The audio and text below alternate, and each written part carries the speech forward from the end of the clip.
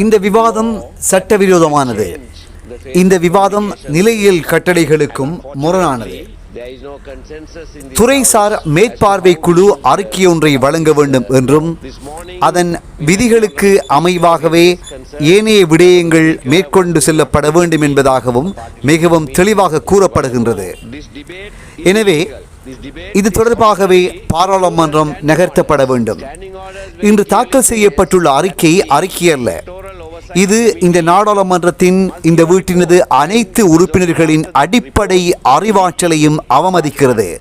மேலும் மோசமானது, இந்த நாட்டின் அனைத்து மக்களின் அறிவாற்றலையும் அவமதிக்கிறது என்பதாக இலங்கை நாடாளுமன்றத்தில் யாழ் மாவட்ட நாடாளுமன்ற உறுப்பினரான எம்.ஏ. சுமந்திரன் அவர்கள் இணைய பாதுகாப்பு சட்ட மூலம் தொடர்பான வாதத்தில் கலந்து கொண்டு உரை நிகழ்த்துகின்ற போது இன்று தெரிவித்திருந்தார்.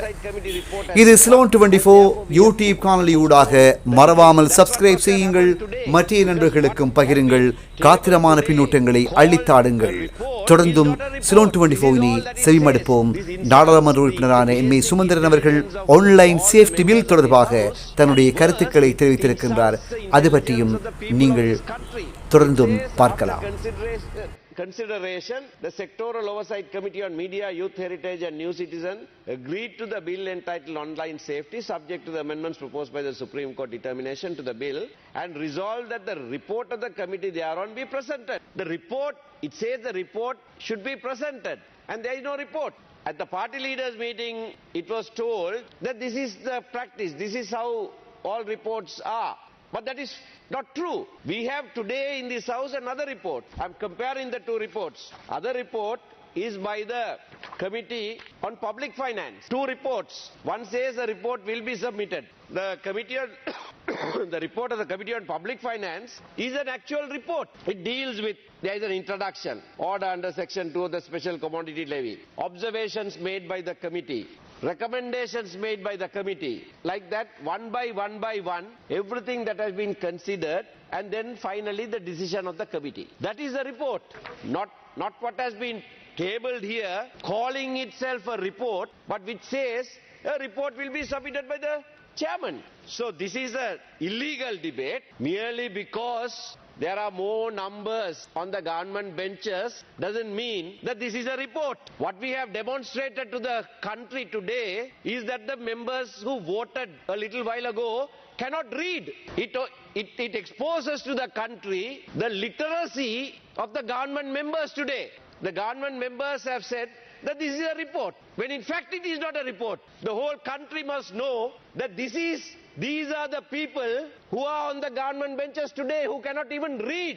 The literacy level of the government members in this house is zero. That's what it means. Unfortunately, the honourable member who is presiding now also voted for it. A literacy level that is zero. The whole country must know this. Piece of paper that says a report will be submitted by the chairman is considered to be the report. All that we, the opposition, wanted was that the minister himself appointed an expert committee. After the gazetting, after the challenge in the Supreme Court, after the determination of the Supreme Court, he went and appointed a committee. That committee made some recommendation. Yesterday at the Sectoral Oversight Committee, apparently both the government members and the opposition members agreed that that must be incorporated. So why don't you incorporate that? The Attorney General had said that cannot be done because Article 78(3), there is a bar, it changes the nature of the bill. Then what do you have to do? You have to withdraw the bill, you have to re-gazette it according to the consensus that has been reached by both sides, that the recommendations of the experts must be incorporated, and then have the bill passed without a division. Once the consensus has been reached also at the Sectoral Oversight Committee,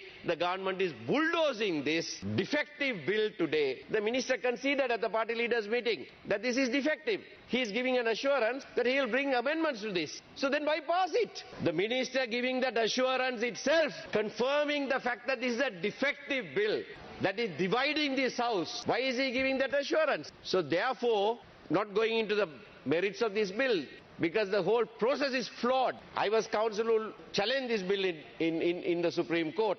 The determination shows that there are only 56 clauses in this bill. Supreme Court has suggested that 34 of those be amended. And what is worse, the government has placed amendments that are amending 42 clauses out of 56. And that comes to us just now. When there can be a process by which the entire House on both sides can agree and pass a law that is complete, the government has chosen their wrongful path of bulldozing through. Honourable member, please wind up. I'm winding up. This is the characteristic of this government, that using the false majority that they have, they are bulldozing through oppressive, draconian piece of legislation in this House. Thank you.